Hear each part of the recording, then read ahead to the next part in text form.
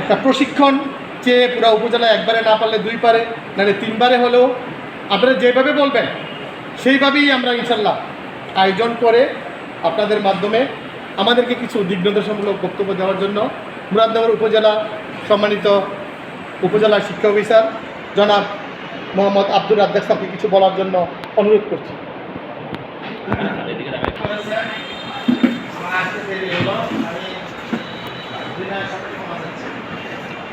অনেকক্ষণ থেকে বসে আছেন আপনারা, যখন ভোট করেছে সে সময় থেকে হিসেব করলে প্রায় 3 ঘন্টার কাছাকাছি।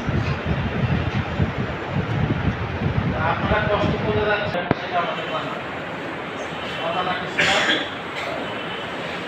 আমরা এই সমাজের সবাই যোগ্যতা সম্পূর্ণ শিক্ষিত চাই, কিন্তু আল্লাহর পক্ষ থেকে নির্ধারিত হয় আমরা মুসলমান হিসেবে বিশ্বাস করি, তাই না?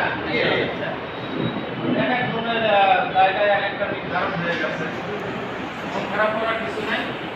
এর মধ্য দিয়ে আমার আপনার সফলতা অন্বেষণ করতে হবে, কি বলেন? আমি ঠিক ওইভাবে গোছালো কথা বলবো না, কারণ ধারাবাহিকভাবে বলতে গেলে অনেক বড় হয়ে যাবে কথা। আমি মেনলি সারা শুক্র করার চেষ্টা করি। একটার মধ্যে যেটা প্রথম এগুলো অনুমতি নেওয়া হবে। লোকজন কিছু জায়গা জমি দিয়ে ভাঙা টিন, পুরাতন টিন, বাঁশ, বেড়া এগুলো দিয়ে ঘর তৈরি করে তো আস্তে আস্তে প্রাথমিক শিক্ষাকে বলা হলো যে এদের একটা হিসাব রাখা দরকার। আমরা তখন হিসাব নেওয়া শুরু করবো, ফলে এদের অনুমতি নেওয়া দরকার। অনুমতি কেন? দেশের মধ্যে থাকলে তো একটা নিয়ন্ত্রণে থাকতে হয়, কি বলেন?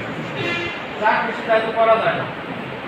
দেশ, রাষ্ট্র, সমাজ, সংগঠন, সংস্থা যাই বলেন না কেন তার নিয়মকানুন মেনে চলতে হয়। তো সে ধারাবাহিকতায় প্রায় 20,000 স্কুল একবার সরকারি জানেন তো, এটা কিন্তু একটা দুঃস্বপ্নের মতো ছিল একসময়। ওরা কল্পনা করেনি যে কোনোদিন সরকারি হবে।